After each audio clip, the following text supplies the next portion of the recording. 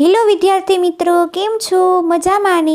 Science એજ્યુકેશનમાં આપણું હાર્દિક સ્વાગત છે. આ વિડીયોમાં આપણે જોશું ધોરણ 8 વિષય વિજ્ઞાન પાઠ 9 પ્રાણીઓમાં પ્રજનન કે તમે પાચન, પરિવહન અને તેમજ શ્વસનની પ્રક્રિયાઓ વિશે અગાઉના ધોરણમાં અભ્યાસ કર્યો કે શું તમને તેમાં વિશે યાદ છે કે આ પ્રક્રિયા પ્રત્યેક સજીવો માટે તેઓએ અસ્તિત્વ માટે આવશ્યક છે? જો શું કહે છે કે આ પ્રક્રિયાઓ પ્રત્યેક સજીવો તેમજ અસ્તિત્વ માટે આવશ્યક છે. અને તમે વનસ્પતિના પ્રજનન વિશે અગાઉ અભ્યાસ કરી ચૂક્યા છો અને પ્રજનન જાતિનું સાતત્ય જાળવી રાખવા માટે આવશ્યક છે. અને કલ્પના કરો કે સજીવો પ્રજનન કરે તો શું થાય? જો સજીવો પ્રજનન કરે તો શું થાય કે તમે એ વાતને માનશો કે પ્રજનનનું સજીવ એક વિશેષ મહત્વ છે. જો શું કહે છે કે પ્રજનનનું સજીવોમાં એક વિશેષ મહત્વ છે, કારણ કે તે એક જેવા સજીવો પેઢી દર પેઢીઓ નિરંતરતા બનાવી રાખવાનું સુનિશ્ચિત કરે છે. જો શું કહે છે કે એક જેવા સજીવો છે કે પેઢી દર પેઢીના નિરંતર રાખવાનું સુનિશ્ચિત કરે છે. કે તમે અગાઉના ધોરણમાં વનસ્પતિના પ્રજનન વિશે અભ્યાસ કરી ચૂક્યા જ છો અને આ પ્રકરણમાં આપણે જાણીશું કે પ્રાણીઓ કેવા પ્રકારે પ્રજનન કરે છે. જો આપણે આ ચેપ્ટરમાં એમ જાણવાનું છે કે પ્રાણી કેવા પ્રકારે પ્રજનન કરે છે. તો કે હવે જોઈએ આપણે 9.1 પ્રજનનના પ્રકારો. કે શું તમે વિવિધ પ્રાણીઓના બચ્ચા જોયા જ છે? તો કે હા, આપણે જો વિવિધ પ્રાણીઓના બચ્ચા જોયા જ હોય. માનો કે કૂતરાનું, ગાયનું, ભેંસનું, એના આપણે બચ્ચાઓ જોયા જ હોય છે. અને કેટલાક પ્રાણીઓ બચ્ચાઓના નામ કોષ્ટક 9.1માં લખવાનો પ્રયત્ન કરો અને જેમ કે ક્રમ 1 અને 5માં ઉદાહરણ આપીને દર્શાવેલ છે કે તમે વિવિધ પ્રાણીઓના બચ્ચાનો જન્મ થતાં પણ જોયા જ હશે. અને શું તમે જણાવી શકો છો કે મરઘીનું બચ્ચું ઈયળ કેવા પ્રકારે જન્મ લે છે અને બિલાડીનું બચ્ચું અથવા ગલુડિયું કેવી રીતે જન્મ લે છે? કે શું તમે વિચારો છો કે જન્મ પહેલાં આ સજીવો એવા જ દેખાતા હતા કે જેવા અત્યારે દેખાય છે? કે ચાલો જાણકારી મેળવીએ. તો કે વનસ્પતિઓની જેમ પ્રાણીઓમાં પણ પ્રજનનના 2 પ્રકાર છે. જો વનસ્પતિની જેમ જ પ્રાણીઓના પ્રજનનના 2 પ્રકાર છે. પહેલું લિંગી પ્રજનન અને બીજું અલિંગી પ્રજનન. તો કે હવે જોઈએ આપણે કોષ્ટક 9.1. તો કે એમાં પ્રાણી અને એનું બચ્ચું, તો કે મનુષ્ય હોય તો કે શિશુ, બિલાડીનું બચ્ચું તો કૂતરું હોય તો ગલુડિયું, પતંગિયાનું, મરઘી હોય તો મરઘીનું બચ્ચું અથવા પિલ્લું, ગાય હોય તો વાછરડું, દેડકો, એવી રીતના તમારે બચ્ચાનું નામ આપી કોષ્ટકમાં લખવાનું છે. હવે આવે છે 9.2 લિંગી પ્રજનન. તો કે તમે ધોરણ 7માં તમે વનસ્પતિના પ્રજનન વિશે અભ્યાસ કર્યો જ હતો અને તમને યાદ કરવાનો પ્રયત્ન કરો કે તમને યાદ હશે કે લિંગી પ્રજનન કરતી વનસ્પતિમાં નર અને માદા પ્રજનનના ભાગો આવેલા હોય છે. જો કેવી લિંગી પ્રજનન કરતી વનસ્પતિમાં નર અને માદા ભાગો આવેલા હોય છે. કે શું તમે આ ભાગોના નામ જણાવી શકો છો? કે પ્રાણીઓ પર નર અને માદા વિવિધ પ્રજનનના ભાગ અથવા અંગો હોય છે. જો કેવા હોય છે કે એના નર અને માદામાં વિવિધ પ્રજનનના ભાગ એ અંગો હોય છે. અને વનસ્પતિઓની જેમ જ પ્રાણીઓ નર અથવા માદા જન્યુ પ્રજનનનો કોષ બનાવે છે. જો વનસ્પતિની જેમ પ્રાણીઓ અથવા નર તેમજ માદા જન્યુનો બનાવે છે અને જેના જોડાણથી યુમ્નનજ બને છે. શું બને છે? યુમ્નનજ બને છે. અને આ યુમ્નનજનો વિકાસ થઈને એક નવો સજીવ બને છે. જો એક યુમ્નનજનો વિકાસ થાય એટલે એક નવો સજીવ બને છે. અને એવા પ્રકારનું પ્રજનન છે કે જેમાં નર અને માદાનું જન્યુઓનું જોડાયેલું જોડાણ થતું હોય તેને લિંગી પ્રજનન કહે છે. જો લિંગી પ્રજનન કોને કહે છે? 1 માર્કમાં ક્વેશ્ચન પૂછાશે તો કે એવા પ્રજનન છે કે જે નર અને માદાને જન્યુઓનું જોડાણ થતું હોય તેને લિંગી પ્રજનન કહે છે. કે ચાલો આપણે મનુષ્યના પ્રજનનના ભાગોનો ખ્યાલ મેળવીએ તથા પ્રજનનની પ્રક્રિયાનો અભ્યાસ કરીએ. તો કે આવે છે નર પ્રજનનના અંગો. તો કે નર પ્રજનનના અંગોમાં એક જોડ શુક્રપિંડ અથવા 2 શુક્રવાહિનીઓ અને એક શીન આવેલું હોય છે. જો શું આવેલું છે? નર પ્રજનનમાં જોડ શુક્રપિંડ, 2 શુક્રવાહિની અને એક શીન આવેલું હોય છે.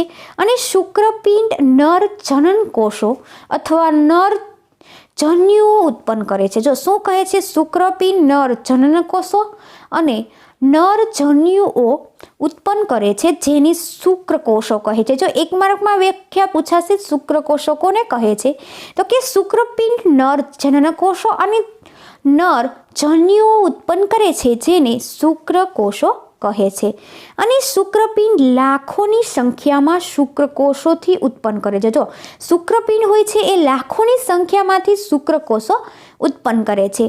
અને શુક્રકોષની રચના દર્શાવવામાં આવે છે. જો આકૃતિ 9.2 તમારે જોવો, એમાં દર્શાવ્યું છે. અને શુક્રકોષો અત્યંત સૂક્ષ્મ હોય છે. જો શુક્રકોષો હોય તે અત્યંત સૂક્ષ્મ હોય છે. તે પ્રત્યેક એક શીર્ષ, મધ્ય ભાગ અને એની એક પૂંછડી હોય છે. જો એના એક શીર્ષ, મધ્ય ભાગ અને એક પૂંછડી હોય છે.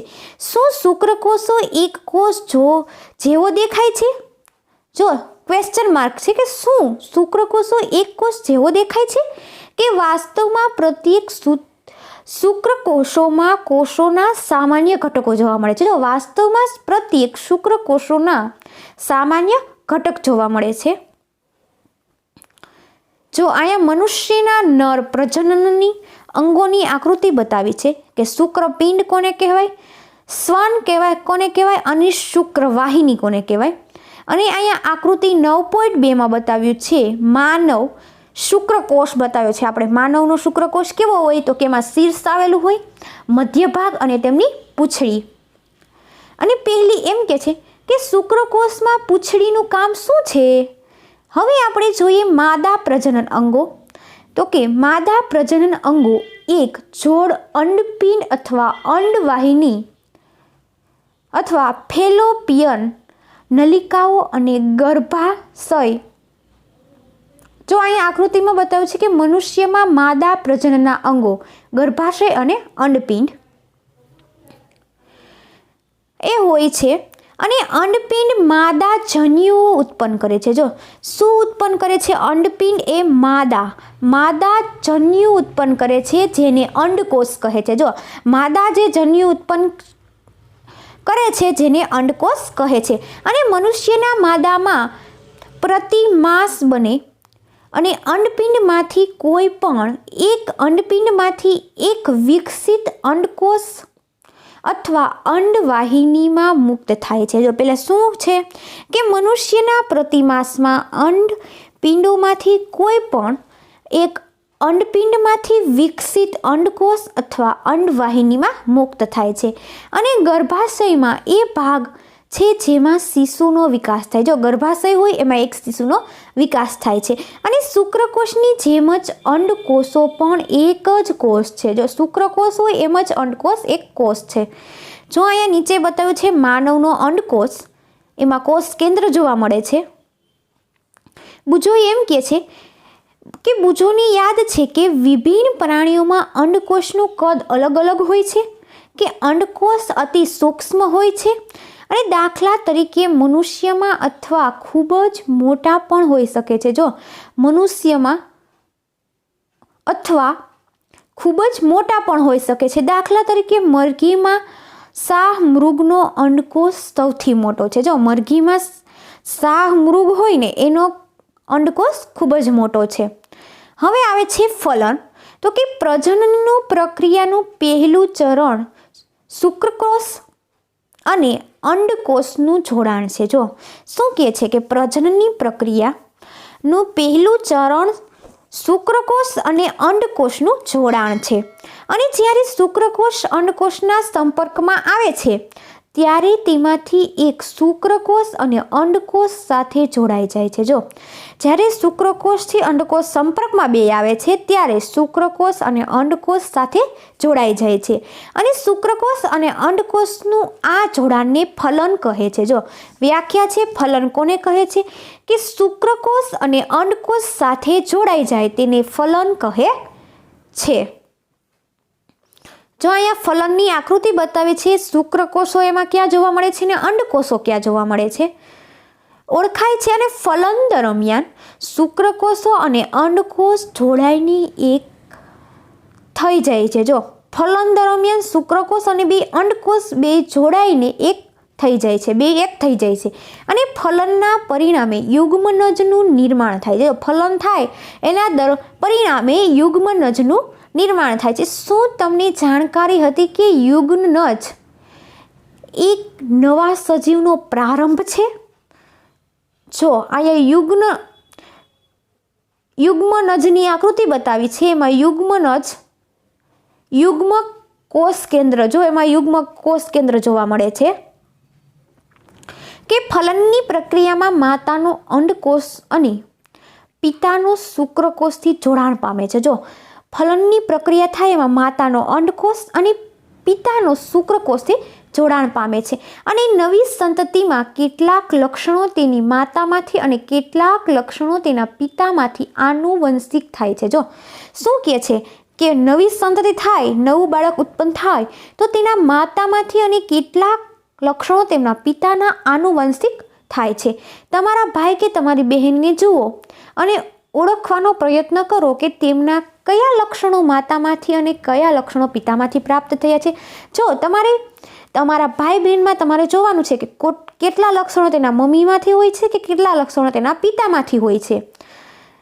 અને જે ફલન માદાના શરીરની અંદર થાય છે જેને અંતફલન કહેવાય છે. જો અંતફલનની વ્યાખ્યા પણ પૂછાય કે જે ફલન માદાના શરીરની અંદર થાય છે જેને ફલન કહે છે કે મનુષ્ય, ગાય, કૂતરો અને તથા મરઘી વગેરે અનેક પ્રાણીઓમાં અંતફલન થાય છે.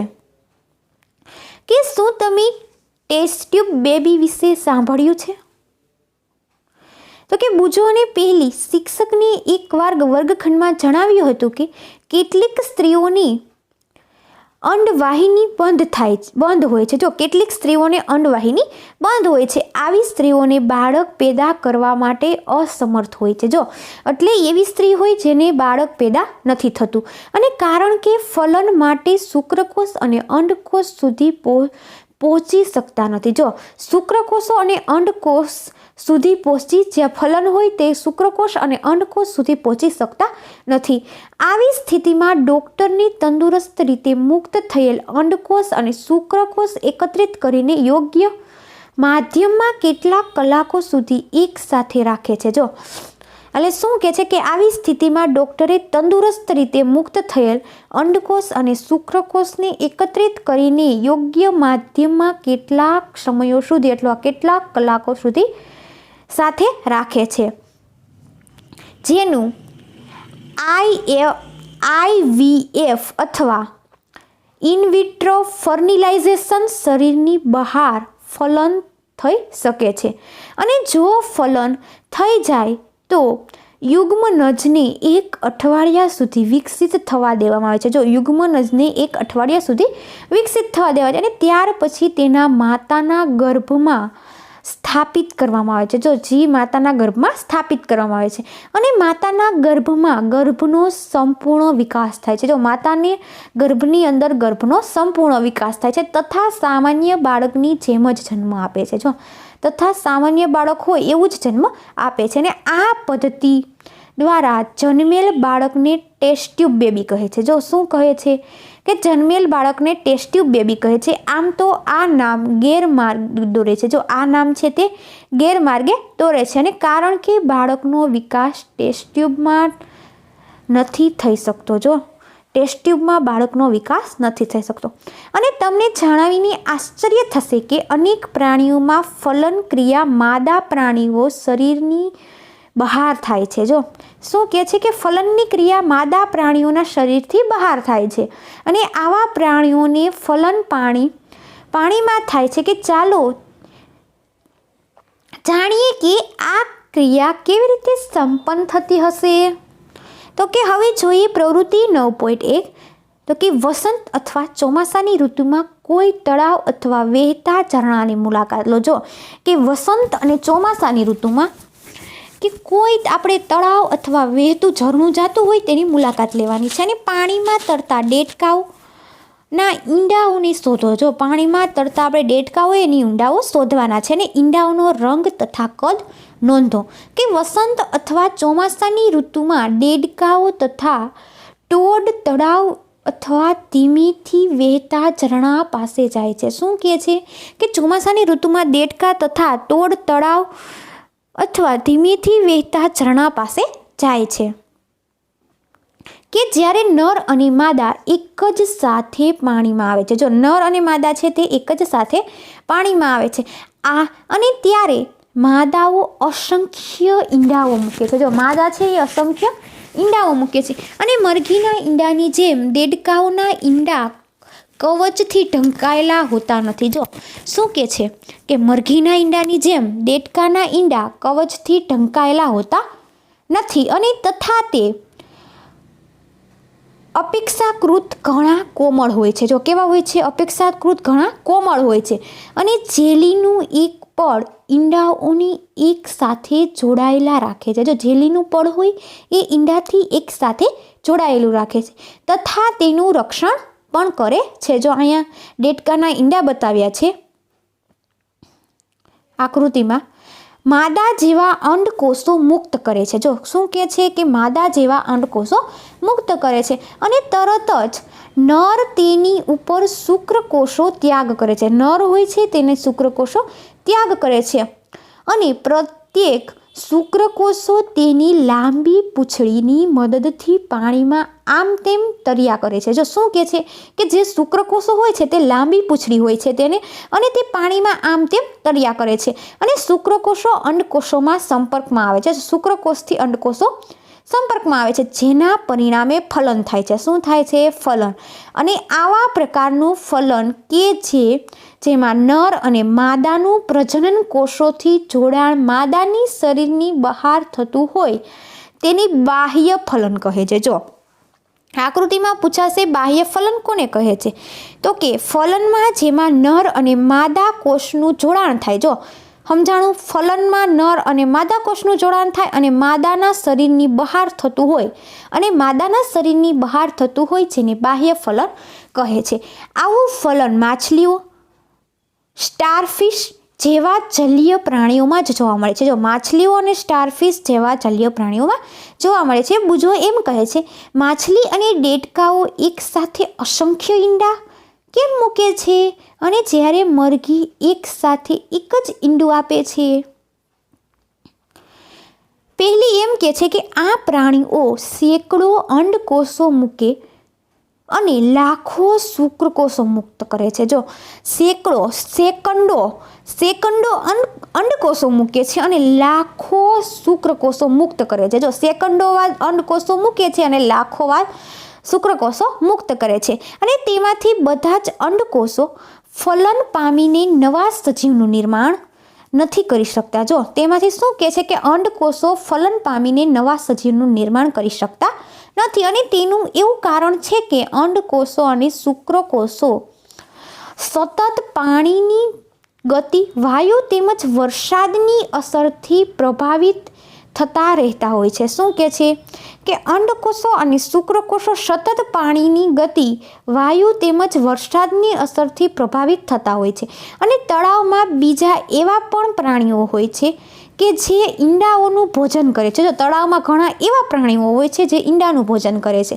અને આથી જ અંડકોષો અને શુક્રકોષોની મોટી સંખ્યાથી ઉત્પન્ન થવું આવશ્યક છે. જો શું કહે છે એમાં એમ કહે છે કે અંડકોષો અને શુક્રકોષોનું મોટી સંખ્યામાં ઉત્પન્ન થવું એ આવશ્યક છે અને જેથી તેમાંથી કેટલુંક ફલન શક્ય બની શકે છે જો અહીંયા નીચે આકૃતિ બતાવ્યું છે કે યુગ્મનજનું નિર્માણ તથા યુગ્મનજમાંથી ભ્રૂણનો વિકાસ અને કોષોની ગોળાકાર રચના અને ભ્રૂણનું ગર્ભાશયમાં સ્થાપન. તો જો આકૃતિ એમાં બતાવે છે કે સ્થાપિત ભ્રૂણ, અંડપાત, યુગ્મનજ, અંડપિંડ અને ગર્ભાશય. પછી આકૃતિ બી છે અને આકૃતિ સીમાં બતાવ્યું છે ગર્ભાશયની દિવાલ અને વિકાસ પામતો ભ્રૂણ. બુજો એમ કહે છે કે એક કોષમાંથી ખૂબ જ મોટા સજીવનું નિર્માણ કેવી રીતે થાય છે? તો કે ભ્રૂણનો કેવી રીતે થાય છે? હવે આવે છે ભ્રૂણનો વિકાસ.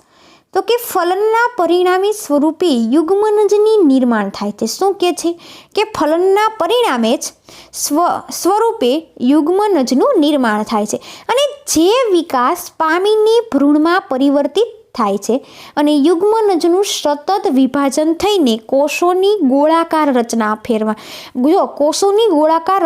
ફેરવાઈ જાય છે. ત્યારબાદ કોષો સમૂહ બનાવે છે. કોષોને સમૂહ બનાવે છે અને જે વિકાસ પામીને પેશીઓ અને શરીરના અંગો તરીકે વિકાસ પામે છે. શું કહે છે કે પેશીઓ અને શરીરના અંગો તરીકે વિકાસ પામે છે. આ વિકાસ પામતી સંરચનાને ભ્રૂણ કહે છે. ભ્રૂણ કેને કહીએ? એક માર્કમાં ક્વેશ્ચન પૂછાશે કે આ વિકાસ પામતી સંરચનાને ભ્રૂણ કહે છે અને ભ્રૂણ ગર્ભાવસ્થાની દિવાલ પર ચોંટી જાય છે.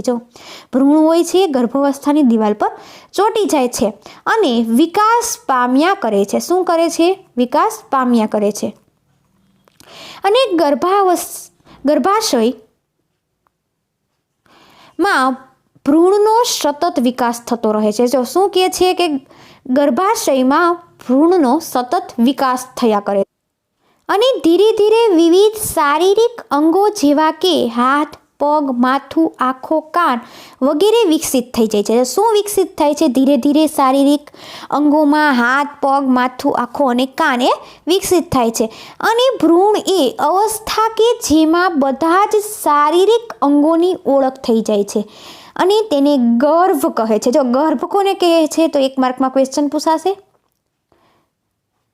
કે ભ્રૂણની અવસ્થા કે જેમાં બધા જ શારીરિક અંગોની ઓળખ થાય છે જેને ગર્ભ કહે છે. એક માર્કમાં વ્યાખ્યા પૂછાશે.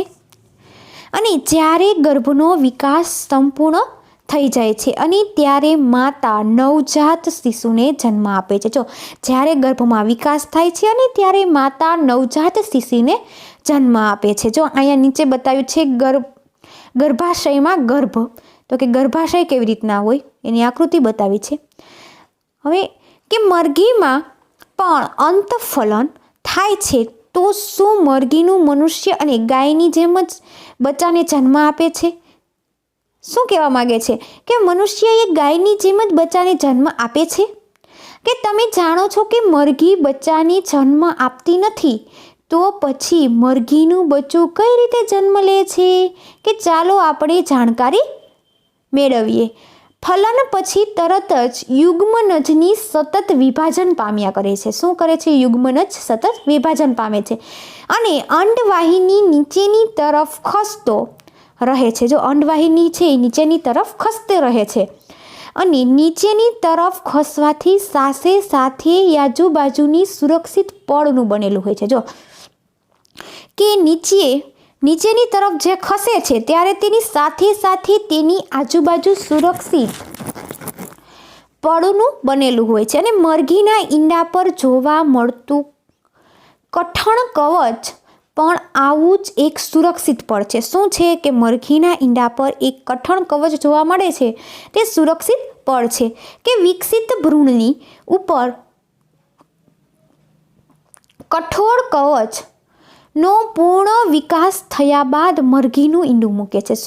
જો કઠણ કવચ પૂર્ણ થાય તે બાદ મરઘી ઈંડું મૂકે છે અને મરઘીના ઈંડામાંથી બચ્ચું ચીક બનવા માટે 3 અઠવાડિયા જેટલો સમય લાગે છે. કેટલો? કે મરઘીનું ઈંડું બનવા માટે 3 અઠવાડિયા જેટલો સમય લાગે છે. અને પર્યાપ્ત ગરમી મળે તે માટે ઈંડા ઉપર બેઠેલ મરઘીને તમે જોઈ છે? જો શું કે છે, ગરમી મળે તે ઈંડા ઉપર બેઠેલી મરઘીને જોઈ છે?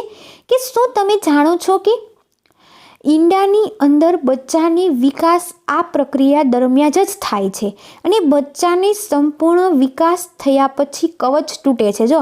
જો સંપૂર્ણ બચ્ચું છે તે જન્મ આપે એટલે કવચ તૂટી જાય છે અને બચ્ચું બહાર આવે છે, એટલે બચ્ચું બહાર આવી જાય છે.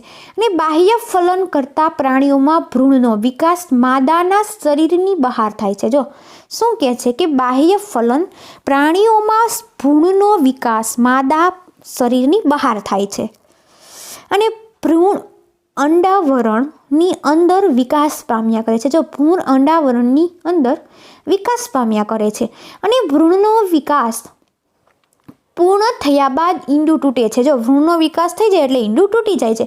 અને તમે તળાવ અર્થાત ઝરણાના દેડકા અને ટેડપોલ તરતા જોયા જ હશે ને.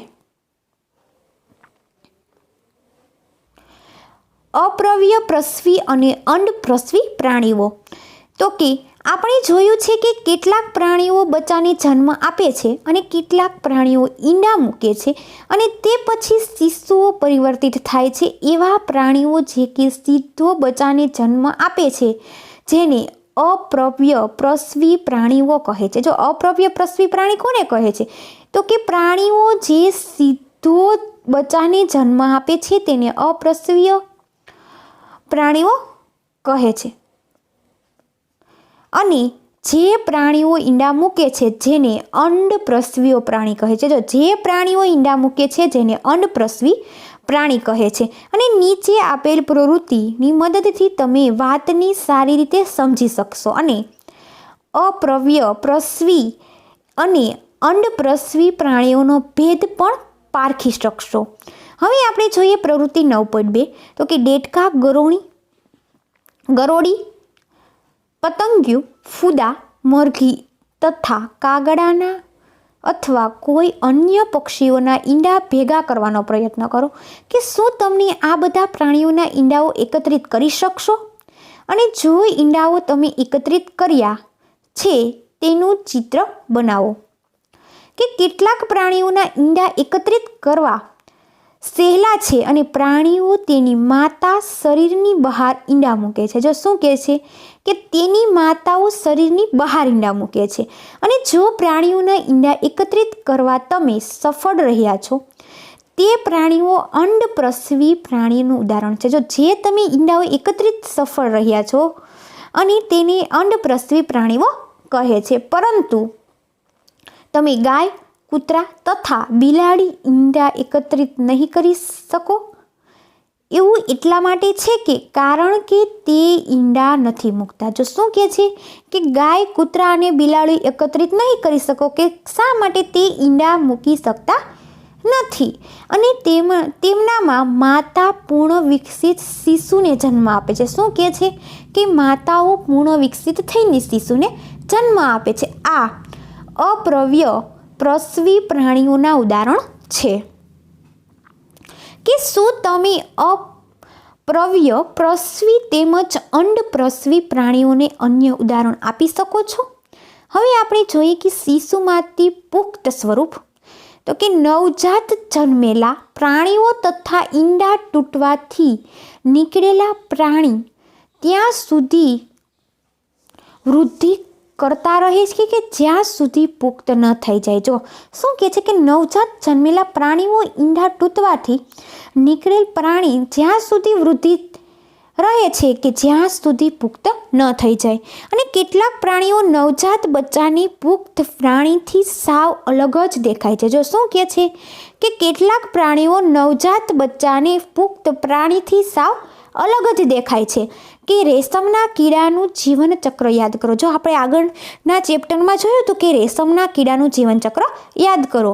કે ઈંડા, લાર્વા અથવા ઈયળ, પર્યાપ્ત અને પુખ્ત.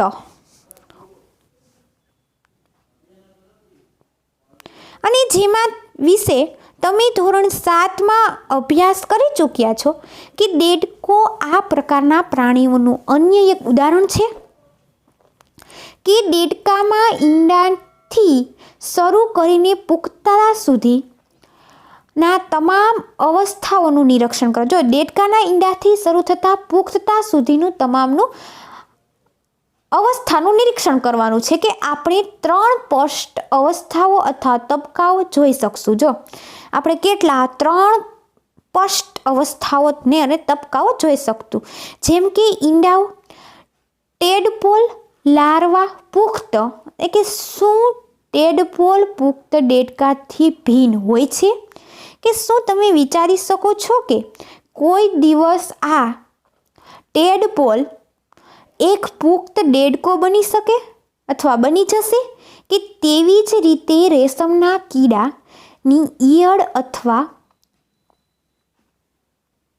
પુયુપ્પા પુખ્ત રેશમના કીડાથી ખૂબ જ અલગ હોય છે. શું કે છે? પુયુપ્પા કે પુખ્ત રેશમના કીડાથી અલગ હોય છે અને પુખ્તમાં જોવા મળતા લક્ષણો અથવા નવજાતમાં જોવા મળતા નથી. જો પુખ્તમાં નવજાતમાં જોવા મળતા નથી અને તો પછી ટેડપોલ અથવા ઈયળનું ત્યારબાદ શું થાય છે કે તમે એક સુંદર ફૂદાને અંડઘરમાંથી બહાર નીકળતા જોયા જશે. જો આપણે ફૂદા હોય તેના અંડઘરમાંથી બહાર નીકળતા જોયા જશે અને ટેડપોલ રૂપાંતર પામીને પુખ્ત દેડકામાં ફેરવાઈ જાય છે. જો ટેડપોલ હોય એ રૂપાંતર થઈને દેડકામાં ફેરવાઈ જાય છે અને જે ફૂદી કરે છે, શું કહે છે?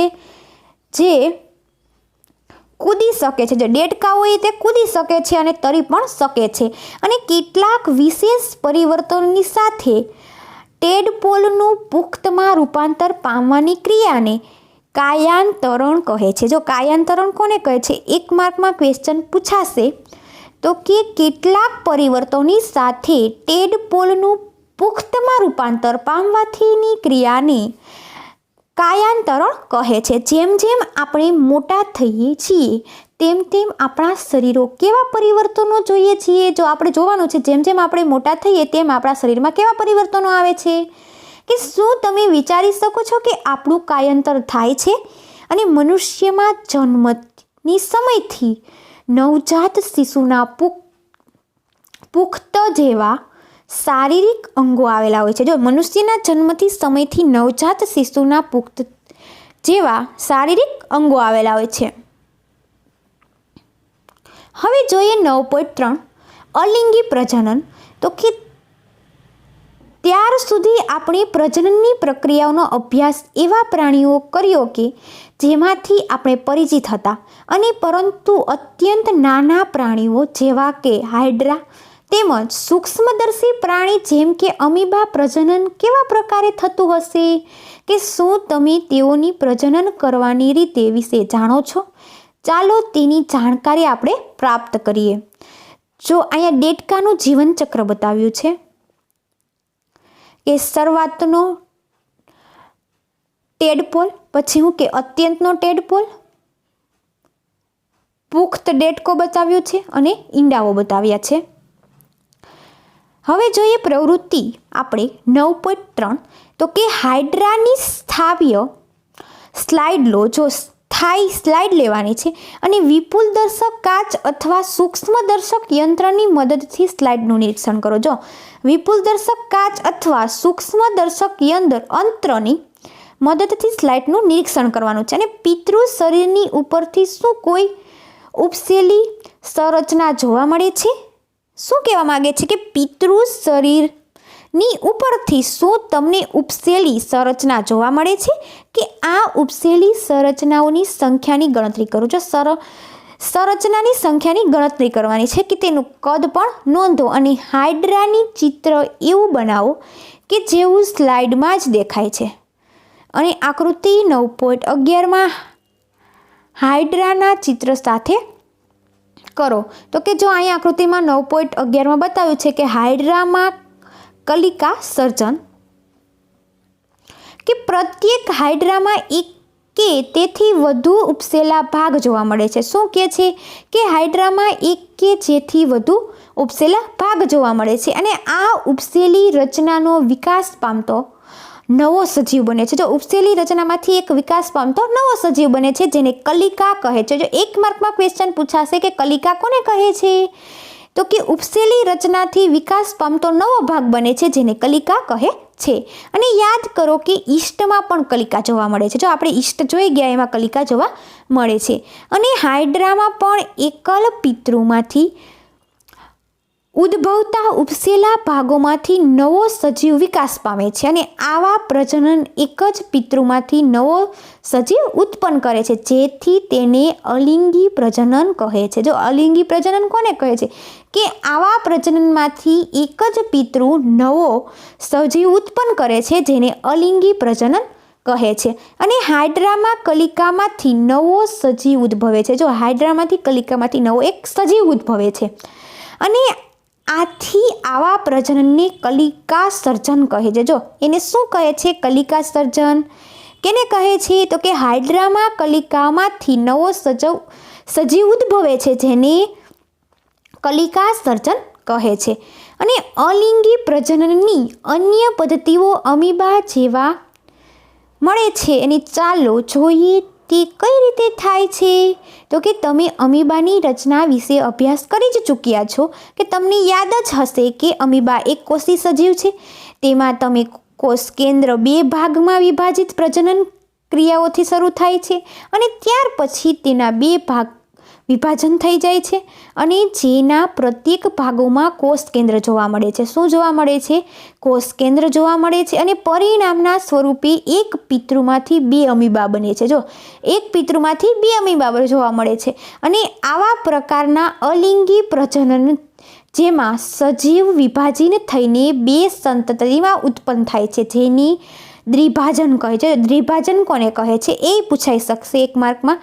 તો કે આવા પ્રકારના અલિંગી પ્રજનન જેમાં સજીવના વિભાજન થઈને 2 સંતતિ ઉત્પન્ન કરે છે જેને દ્વિભાજન કહે છે. જો અહીંયા નીચે આકૃતિમાં બતાવ્યું છે અમીબાની આકૃતિ, જેમાં વિભાજન પામી રહેલું કોષ કેન્દ્ર અને બાળ અમીબાઓ બતાવ્યા છે.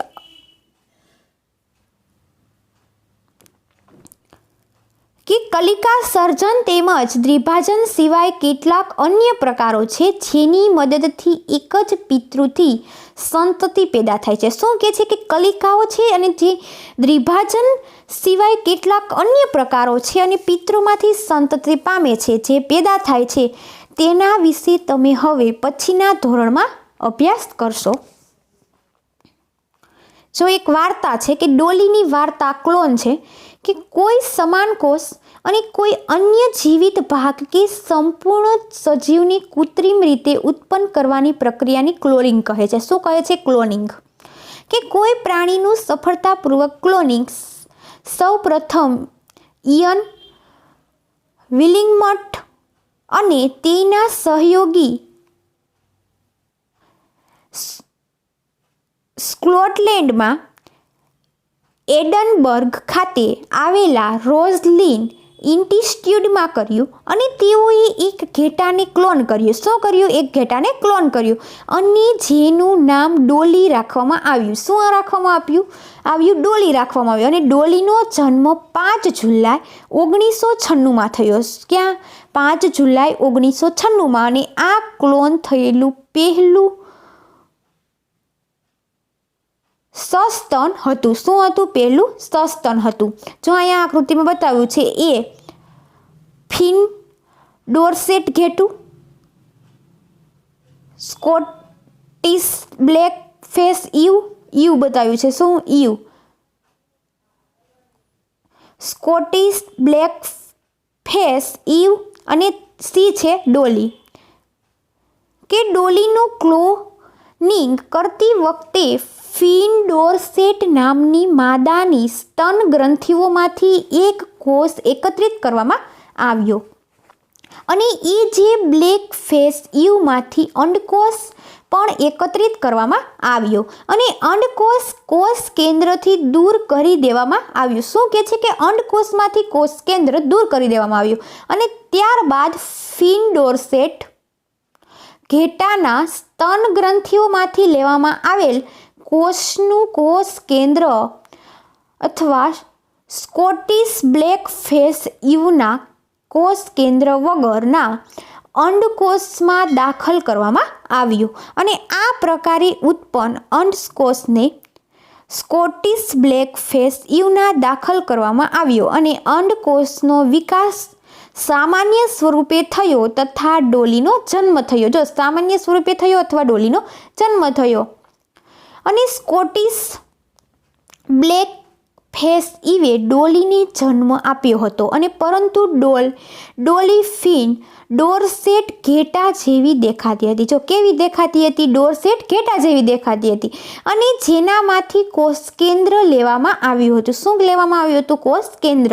અને કેમ કે સ્કોટિશ બ્લેક ફેસ ઈવના અંડકોષોમાંથી કોષ કેન્દ્રને દૂર કરી દેવામાં આવ્યું અને જેથી ડોલીમાં સ્કોટિશ બ્લેક ફેસ ઈવનું કોઈ પણ લક્ષણ પ્રદર્શિત ન થયું. જો લક્ષણ પ્રદર્શિત ન થયું અને ડોલી એક ફિન ડોર્સેટ ઘેટાથી તંદુરસ્ત ક્લોન હતી. જો કેવી હતી? ડોર્સેટ ઘેટાથી તંદુરસ્ત ક્લોન હતી અને જેણે પ્રાકૃતિક લિંગી પ્રજનન દ્વારા અનેક સંતતિઓને જન્મ આપ્યો અને દુર્ભાગ્ય રીતે ફેફસાના રોગોના કારણે 14 ફેબ્રુઆરી 2003 ડોલીનું મૃત્યુ થયું. જો શું થયું કે તેના ફેફસા નબળા હોવાથી તેનું 14 ફેબ્રુઆરી 2003 ડોલીનું મૃત્યુ પામ્યું અને ડોલીના મૃત્યુ પછી સસ્તનમાં ક્લોન બનાવવાનો અનેક પ્રયત્નો કરવામાં આવ્યા અને ઘણા બધા તો જન્મ પહેલાં જ મૃત્યુ પામ્યા હતા. જો ઘણા બધા તો એવા જ હતા કે જેનો જન્મ પહેલાં જ મૃત્યુ પામી ગયા હતા અને કેટલાક જન્મ તરત જ મૃત્યુ પામ્યા. અને ક્લોનવાળા પ્રાણીઓનો જન્મ સમયે ઘણીવાર અનેક વિકૃતાઓ હોય છે. હવે અહીંયા પાઠ પૂરો થાય છે. આગળ આવે છે સ્વાધ્યાય. તે આપણે આગળના વિડીયોમાં જોશું.